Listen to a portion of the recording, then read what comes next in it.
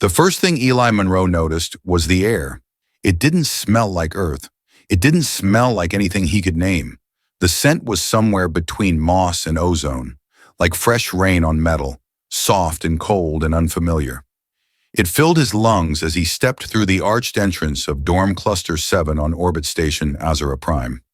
His boots clicked once on the polished floor, then the material shifted beneath him, responding to his weight, changing texture as if the building was alive and learning him. He stopped. This was supposed to be a dorm. It felt more like the inside of a living thing. A soft blue light blinked above the door. His name appeared in fluid letters, then dissolved. Room 37B, his room. He took a breath, adjusted the strap of his bag, and stepped inside.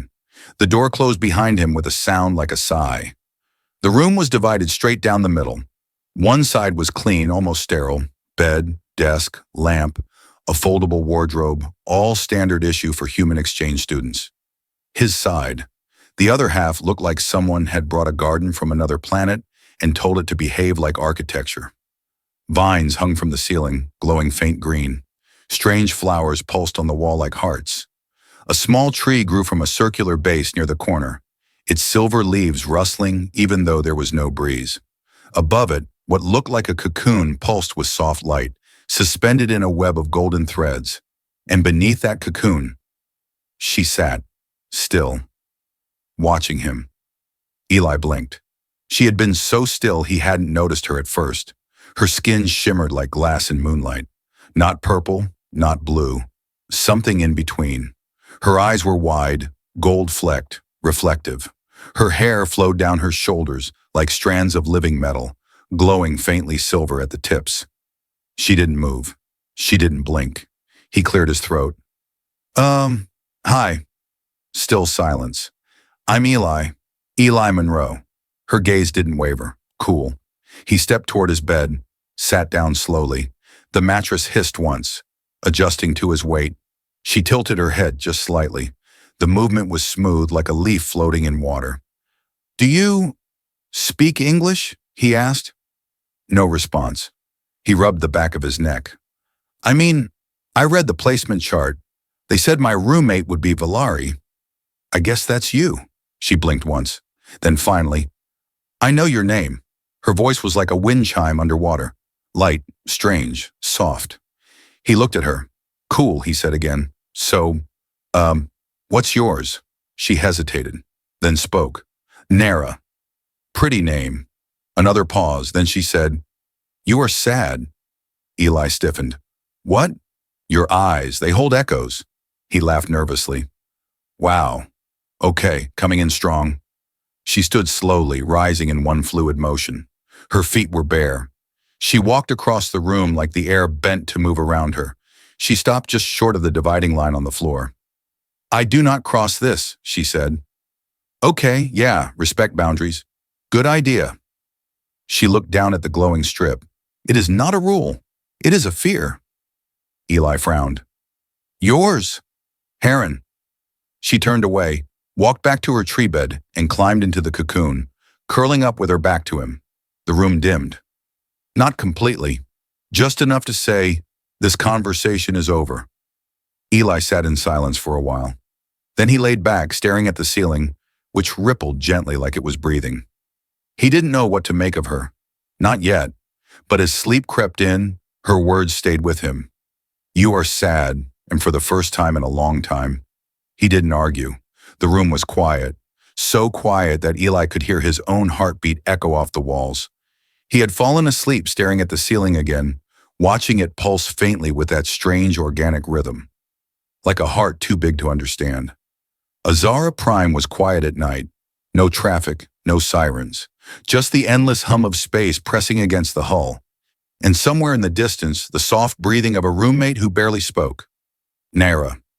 He didn't know much about her, only that she never crossed the line between their sides of the room, that she moved without sound, that her eyes saw too much, and that sometimes when she looked at him, it felt like she wasn't looking at a person, but at a question no one else could hear. He turned over in his bed. The blankets adjusted. The lights stayed dim. He drifted. Then something moved, a soft shift of pressure, a weight on the bed. His eyes snapped open. She was there. Naera, standing over him. No, not standing. She had collapsed, fallen, one arm on his chest, one knee beside his hip, her face inches from his, her eyes glowing, wide, terrified. Eli froze. Naera. She blinked once. Her skin shimmered with tiny pulses of light, like heat lightning underwater. I did not mean to fall. Okay, it's okay. She tried to sit up but winced, her breath catching like something inside her had snapped. Are you hurt?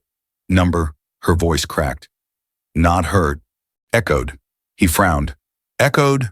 She looked away. Your dream pulled me in. He stared at her. That's not possible. You cried in your sleep. He went still. I don't think I did. You did, she said, and I felt it. She placed a hand gently over her heart.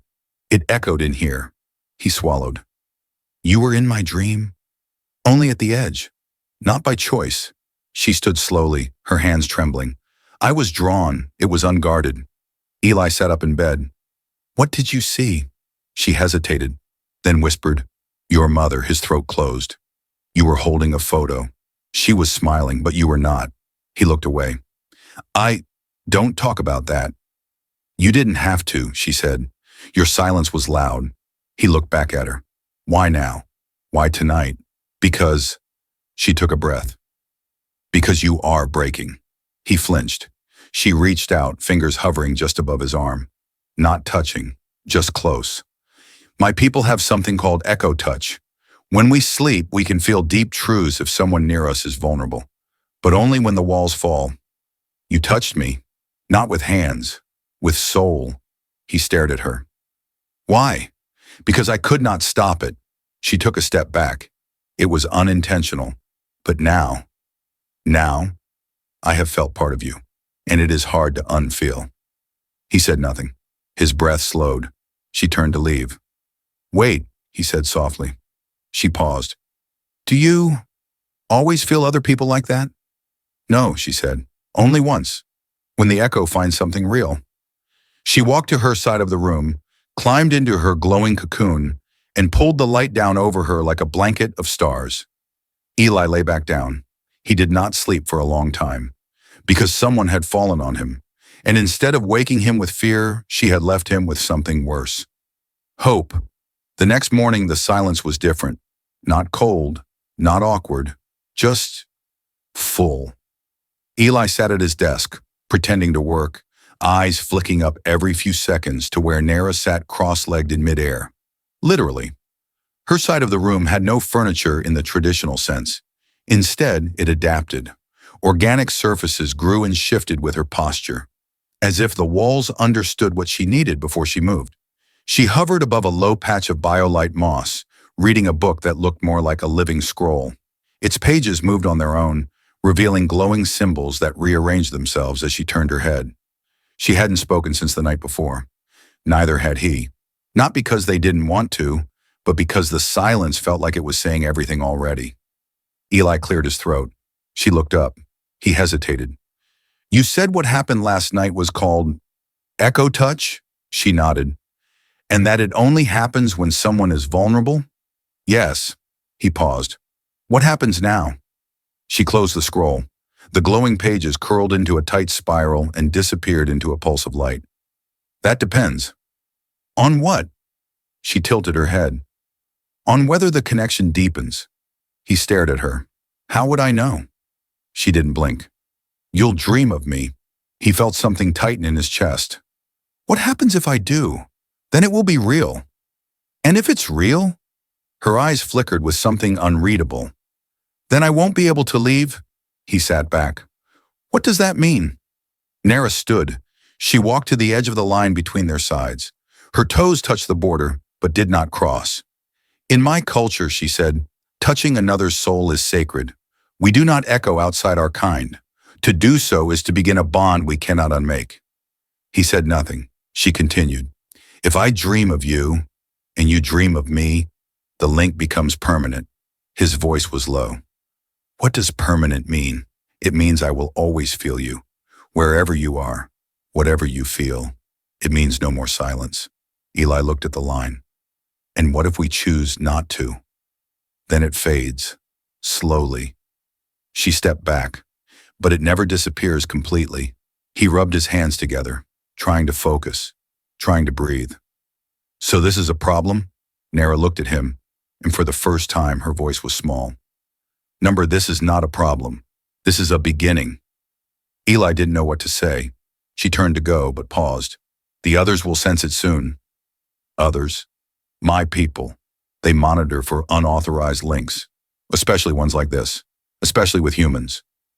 What happens if they find out? Her voice dropped. They'll separate us, forcefully. And you? She looked away. I will be cleansed. Eli stood. That sounds violent. It is. He stepped closer to the line. What if I don't care about their rules? Then you are already echoing me. She smiled softly, almost sadly. And I don't know if I'm ready for what comes next. He smiled back. Me either. But I'd rather feel something than go back to silence. The room didn't move, but it felt warmer. The lights brightened just slightly.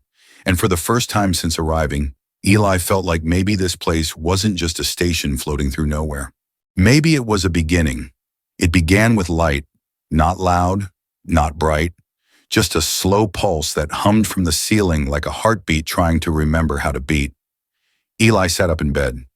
Naera was already awake, sitting cross-legged in midair again, her eyes fixed on a sphere hovering above her open palm. It spun slowly, then cracked. A thin line of red light split across its surface. Naera's glow dimmed. She closed her hand around the orb.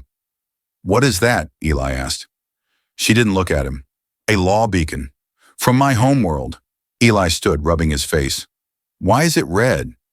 Because they know. He paused. Know what? Naera turned to face him. That we've begun to echo. He stared at her. They can detect that? She nodded. Every Velari has a biolink to the ancestral weave. When an unauthorized emotional signature appears, especially from outside species, it sends a pulse. If it repeats, she let the orb float upward again. It becomes a case. A case? A violation. Eli crossed the room, stopped just short of the line that separated their halves. What happens next? Naera hesitated. If we stop now, it fades.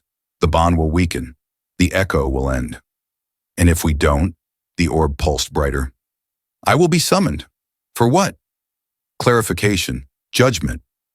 He stepped closer. You said last night, you'd always feel me if it becomes real. Yes. And that scares them? She looked down. It terrifies them. Why? Because once bonded, a Velari can't be commanded. Not by law, not by blood, not even by family. Eli exhaled. That sounds a lot like freedom. Naera's voice dropped to a whisper, which is exactly why they hate it. He sat on the edge of his bed. So what do we do? She opened her hand again. The orb floated lower. Its glow was steady now, watching. We have time. A little. If the bond strengthens, the orb will change color again. If it turns gold, they will come. Eli leaned forward. And what if it does? Then we tell them the truth, that this isn't a mistake, that we didn't plan it, but we're not afraid of it either. She looked at him, a flicker of something behind her golden eyes. Are you not? He stood, walked to the line, and stepped over. She inhaled sharply. You crossed. Yeah, he said. I did. And I'll do it again, because maybe I'm not supposed to feel this way, but I do. And I'd rather face whatever comes with you than sit on the other side of a line pretending none of this matters. Naera stood still, then slowly reached out, touched his hand. The orb flared. The color inside shifted. For a moment it shimmered like fire trapped in glass. Then it dimmed, returned to red. Not yet, she said, but soon. Eli tightened his grip. Let it come. Naera smiled, this time not sad, not scared, warm. The forbidden spark had become something else. Not a mistake, not an accident, a beginning with a price. And outside the walls of their quiet room, across galaxies of silence and power, the light had been seen, and someone had begun the journey to find its source. The room was too quiet, Too still. Even the vines on Naera's side of the room had stopped moving, their glowing tendrils limp, dimming like they were waiting for something. The air had changed too, heavier, denser, and hot. Eli woke up drenched in sweat. His blanket was soaked. The walls were beating with condensation. It felt like the inside of a sauna left on too long. He sat up. Naera? No answer. He turned toward her half of the room. She was on the floor, curled, glowing. Her body trembled like it was caught between two temperatures. Her skin, usually a soft lavender with silver shimmer, now burned faint red around the edges. Her breathing was shallow. Her lips were pale. Eli stumbled across the room, knelt beside her. Naera? She didn't move. Her forehead burned with heat, not like a fever, but like sunlit metal. He grabbed the scanner from the med kit. It blinked, buzzed, then spat out one word. Flame resonance critical. What the hell does that mean? She whispered something. Too soft. He leaned closer. Naera? Her eyes fluttered open. You have to touch me. What? The bond, if ignored, burns. Eli stared at her. You're saying this is because of the echo? She nodded barely. Our kind is not designed to carry emotion like this alone. The echo deepened, but it needs balance. Your energy, your presence, your skin. He hesitated. Naera's body pulsed again, a shimmer of white fire flickering just under her skin. Please, I will not survive this alone. He took her hand. Instantly, the heat surged through him like electricity, but it didn't burn. It buzzed, alive, like pressure being released from a sealed room. Naera's breath caught, then slowed. The fire faded from her skin. Her body relaxed. She looked up at him. Tears sparkled at the edges of her eyes. I felt whole. Eli swallowed. You scared me. I scared myself, she whispered. But it's what happens when the bond is unacknowledged. Our people, my kind, we hide it, suppress it, but it never goes away. What would have happened if I didn't touch you? She paused. I would have burned from the inside out. The echo would have collapsed, and me with it. Eli sat down beside her, then leaned back against the wall. They sat in silence for a while. She rested her head on his shoulder, breathing steady now. The orb above them glowed again. This time, not red. Gold. Naera opened her eyes. They know. Eli looked up at the orb, then at her. Let them come. Outside the station, deep in the folds of subspace, a vessel began to shift. It was not a warship. It was not marked, but it carried the authority of her people, and it was coming to claim her or erase what she had become. Inside the quiet room, Naera finally spoke again. Eli? Yeah? Do you regret it? He took her hand again. Not even a little. The ship arrived without warning. It didn't dock. It hovered. Above Azara Prime, the stars dimmed for just a moment, as if even the sky held its breath. The ship was silent, but every sensor on the station lit red. It bore no weapons, no symbols, but no one questioned its authority. Everyone knew who it belonged to.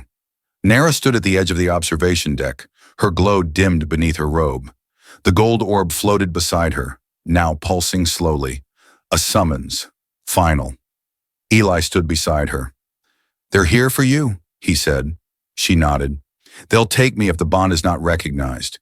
He reached for her hand. What does that mean? Recognized. They will test you. They will try to prove it's false. That I'm just confused. That you're manipulating me. And if they succeed, then I go back. She didn't say what came next. She didn't need to. The door behind them slid open. A figure stepped through, tall, draped in deep silver robes, skin like burnished stone, lined with faint circuitry, eyes like Naera's, only colder. He said no words as he entered, only looked, at her, then at Eli, then at the space between them. Naera bowed her head. Father.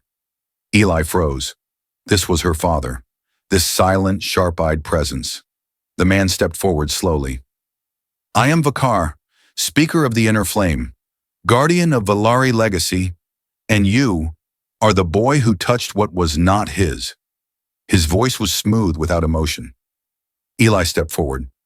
I'm not just a boy, I'm the person your daughter chose. Velari tilted his head. She is incapable of choosing. The bond has clouded her clarity. Then test me, Eli said. Velari's eyes narrowed.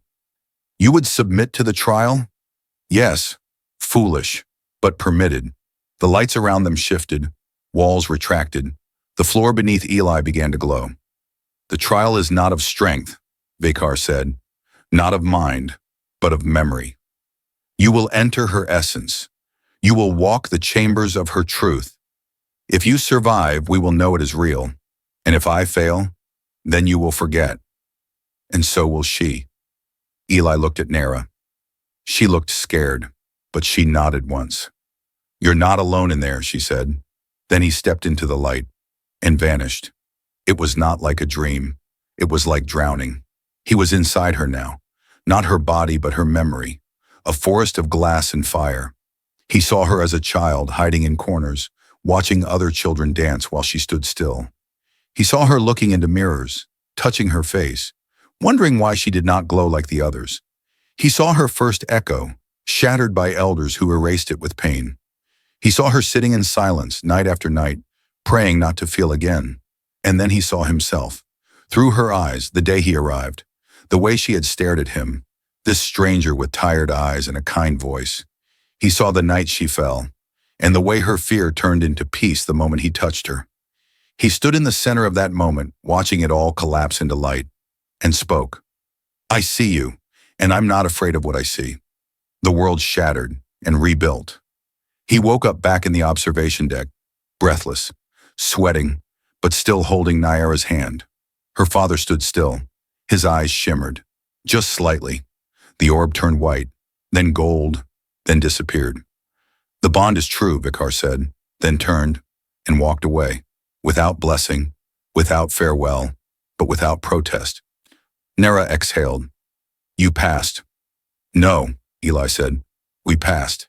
The chamber was not a courtroom. It was a hall of echoes, a place beneath the station that few had seen, half organic, half stone, shaped like a listening bowl turned inside out. Every whisper touched every wall.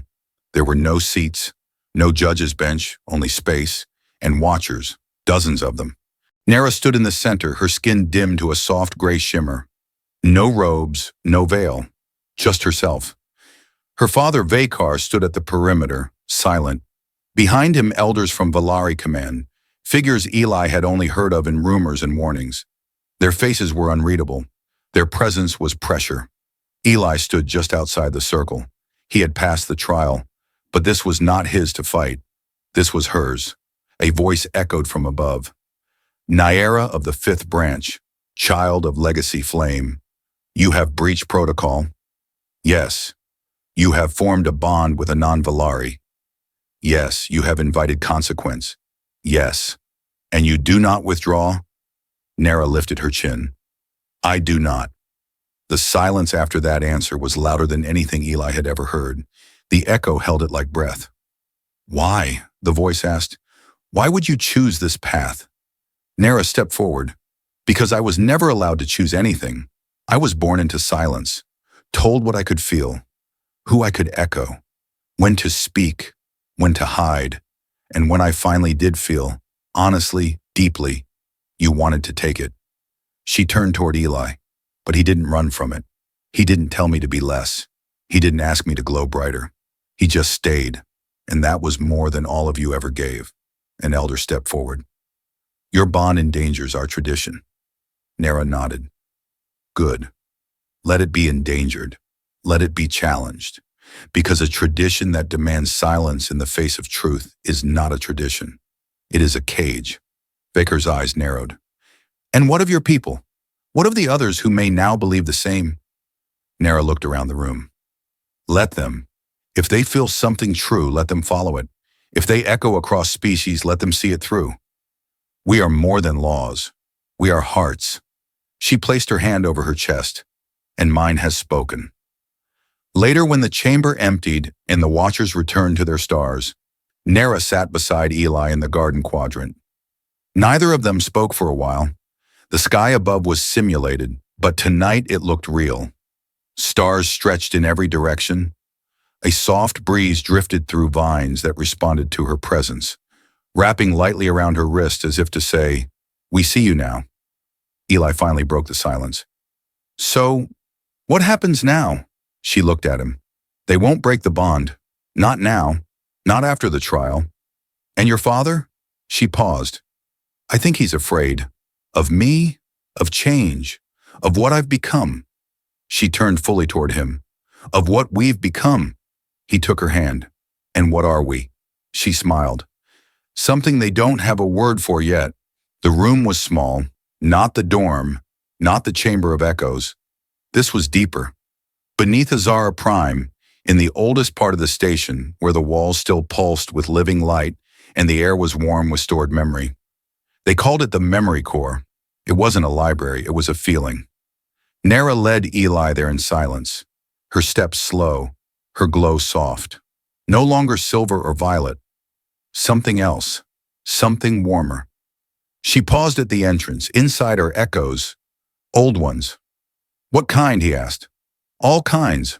Not stored on files, stored in emotion." She touched the door. It opened like petals blooming. Eli followed. The room was circular, stone and light. In the center, a small platform rose. Around it, symbols drifted in the air. Shapes, sounds, flickers of language from hundreds of species. Naera stepped into the center and closed her eyes. "This is where we give our truths." Eli watched her. "Give them to who?" "To time, to the stars, to ourselves." She reached out, her hand glowing faintly.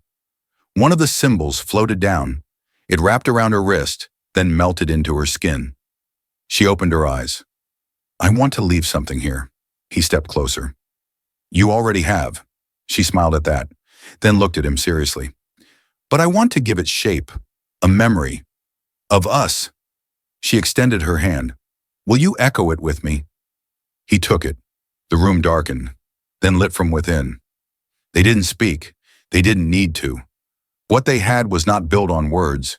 It was breath and trust, and nights spent sitting across a line neither wanted to cross, but both had always hoped to.